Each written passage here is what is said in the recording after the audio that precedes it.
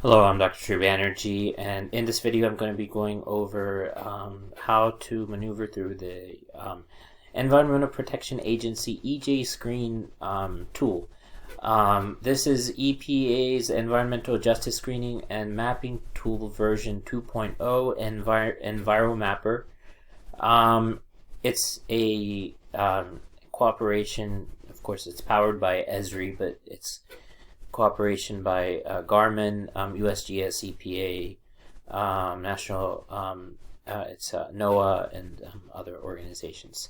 So this is actually a collective sort of effort, which was then now has been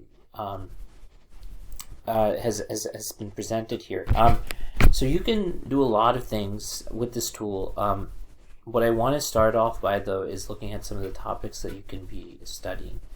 And you can compare your indices to the US or compare to state. You can select the state that you're comparing to. But if you select compare to US, the Environmental Justice Index that is important is particulate matter 2.5, which is, of course, very small micron particulate matter, which can go into the lower lungs, get lodged, and cause quite a few types of diseases, including lung pneumoconiosis and other types of restrictive lung diseases. Then you have 2017 diesel particulate matter, ozone. Ozone, of course, there's two types of ozone, and so stratospheric ozone, of course, the ozone layer there, and then the ground layer ozone, which is more detrimental. And then you have, of course, 2017 air toxics, cancer risk, air toxics, respiratory high, and then traffic proximity, lead paint, Superfund proximity, and these were the cleanup sites that were initially funded by the corporations that were responsible for creating the mess in the first place. The RMP facility proximity, hazardous waste proximity, underground storage tanks, and these are like drums where a lot of the hazardous waste or a lot of the storage is done, and then wastewater discharge. Pretty quickly, I'm going to show you how this is all going to come together, but for now, just keep these at the back of your mind so that you can then apply this in a comparison. Pollution and sources, we go into the same categories. And then socio-demographic, socioeconomic indicators, these are important as well. Going into demographic index, people of color, low income, unemployment rate, linguistically isolated, less than high school education, under age 5 and over age 64. So these are all of the individuals that are part of vulnerable populations. And this is the reason why I call this basically an environmental social determinants of health tool, because this is exactly that. This looks at also other disparities such as low life expectancy, heart disease, and asthma, and then climate change data, 100-year floodplain, critical service gaps, food deserts, medically underserved, and then there's even additional demographics. So the list goes on. The possibilities on this map is endless. Here are the places of worship, the school. Here's the reports, and here is one of my favorite features in this whole thing, which is a side-by-side comparison. So what that side-by-side comparison allows you to do is provide you with kind of an opportunity to see in real time how each fares against the other location. So as this pulls up, it's going to take a little bit of time. Actually, it didn't take any time, but I think some of the shading might take a little bit more. But just notice the layout. I've already been describing the layout before I even mention anything about it. But notice how some of these are. Some will give you stronger kind of indicators than others, I'll have to admit. So for instance, the underground storage is not really doesn't yield as much data. You'll see some percentiles in some areas, but you can see in kind of the southwest there's areas with underground storage tanks, and so on the right hand side you can change what you're looking for. Right now it's looking for poverty, and you can kind of zoom in and see where there's areas of poverty, and potentially see if there's underground tanks more so there. And so if we zoom in on New Mexico and take a look at some of the more impoverished areas, and so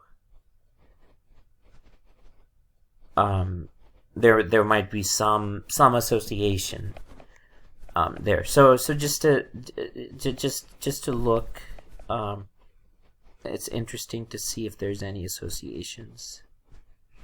And you can take a look at the legends.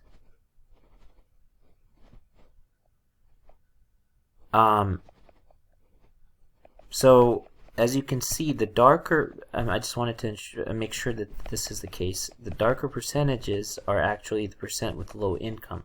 So definitely the darker percentages, the darker counties in most cases correspond to some of the darker counties here.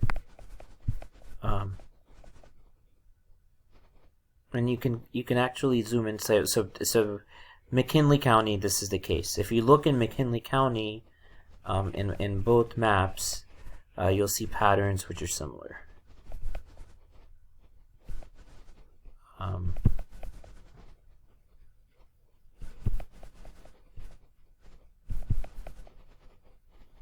And we can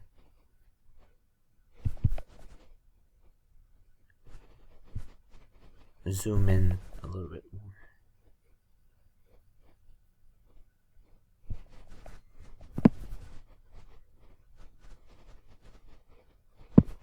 So as you can see, in the same area, and this is close to Gallup, are some storage tanks. A higher percentage of storage tanks in that area. So it just because that this is the pattern that you see in this local area doesn't necessarily also mean that is the same pattern you'll see nationally. And that is the premise behind geospatial studies, is that the same relationships do not persist in all areas. So there might be other areas where underground storage tanks are not as close. Another one that I do want to share with you is lead paint. This is highly correlated with social determinants of health, and so extremely important that we take a look at this.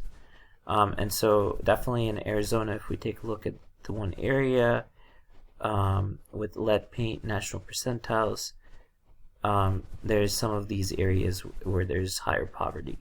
But poverty is not the only demographic area that you should feel like you're stuck to, because you can go change the category. You can turn this into housing, education, place of birth, things like that, and see how many people at least have a 10th grade education, update map, and then see what you find there. So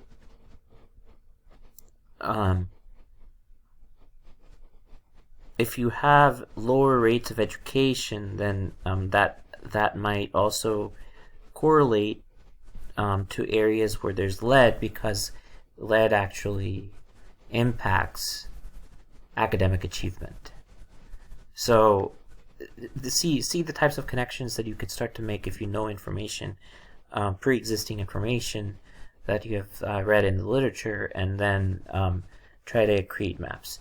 Then what do you do? You can take a screenshot and then submit that, or you can actually kind of go back from the side-by-side comparison,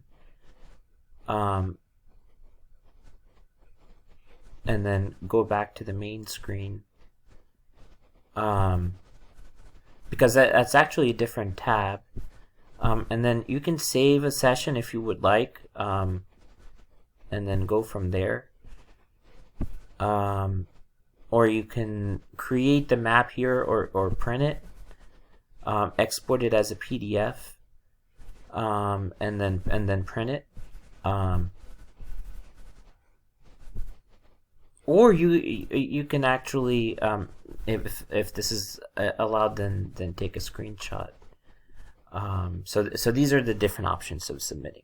So this has given you all of the different options needed to effectively use the EJScreen Environmental Justice Mapping Tool. Thank you for listening.